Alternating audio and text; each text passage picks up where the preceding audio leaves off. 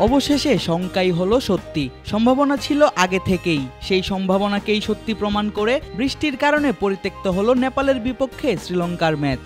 ফলে পয়েন্ট ভাগাভাগি হলো দুই দলের মধ্যে। সেই সাথে প্রায় শেষই হয়ে গেল শ্রীলঙ্কার সুপার 8 খেলার স্বপ্ন।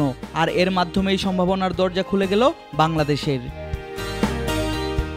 সাউথ আফ্রিকা এবং বাংলাদেশ প্রথম দুই ম্যাচের দুটিতেই হারের মুখ দেখে লঙ্কানরা। বাংলাদেশের বিপক্ষে হারের পর অনেকটাই নিশ্চিত হয়ে যায় গ্রুপ পর্ব থেকেই হাসারাঙ্গাদের বাদ পড়া। তারপর নেপালের সাথে ম্যাচ পরিত্যক্ত হওয়ার কারণে শ্রীলঙ্কার এই টুর্নামেন্ট যাত্রা গ্রুপ পর্বেই শেষ হচ্ছে বলা যায়। কাগজে কলমে এখনো তাদের সম্ভাবনা থাকলেও সেখানে আছে অনেকগুলো শর্ত। কোনো অতি অস্বাভাবিক কিছু না ঘটলে নেদারল্যান্ডস ম্যাচের মধ্য দিয়েই শেষ হবে লঙ্কা লায়নদের টি-20 বিশ্বকাপ যাত্রা। নগদে 500 টাকা বা তার বেশি পেমেন্টে পেতে পারেন ঢাকায় জমিসহ 20 কোটি টাকার পুরস্কার।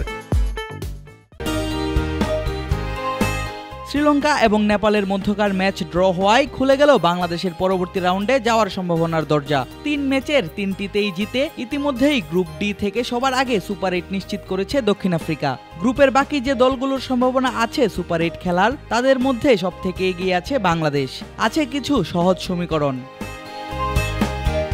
আমেরিকার বৃষ্টি বাংলাদেশের জন্য আশীর্বাদ স্বরূপই বলা যায়। 2017 সালের চ্যাম্পিয়ন্স ট্রফিতেও বৃষ্টির কারণেই বাংলাদেশ খেলেছিল সেমিফাইনাল। ইংল্যান্ড এবং ওয়েলসে অনুষ্ঠিত হওয়া সেবারের চ্যাম্পিয়ন্স ট্রফিতে বাংলাদেশ ছিল গ্রুপ এ তে, যেখানে বাংলাদেশের সাথে ছিল ইংল্যান্ড, অস্ট্রেলিয়া এবং নিউজিল্যান্ডের মতো শক্তিশালী 3টি দল। টুর্নামেন্ট শুরুর আগেই সবাই ভেবেছিল বাংলাদেশের যাওয়া হবে না পরবর্তী রাউন্ডে, কিন্তু বৃষ্টির কারণে পরিত্যক্ত হয় নিউজিল্যান্ড অস্ট্রেলিয়া এবং অস্ট্রেলিয়া বাংলাদেশের ম্যাচ। ফলে সেমিফাইনাল খেলে টাইগাররা। এবারও বৃষ্টির কারণে বাড়তি সুবিধা পাচ্ছে বাংলাদেশ। গ্রুপ পর্বের তৃতীয় ম্যাচে নেদারল্যান্ডকে হারাতে পারলেই নিশ্চিত হয়ে যাবে টাইগারদের সুপার 8।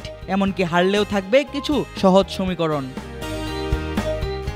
আগামী 13ই জুন বাংলাদেশ মাঠে নামবে নেদারল্যান্ডসের বিপক্ষে। 17ই জুন গ্রুপ পর্বের শেষ ম্যাচে বাংলাদেশের প্রতিপক্ষ নেপাল। আদিব আশরাফ, ক্রিক ফ্রেঞ্জি।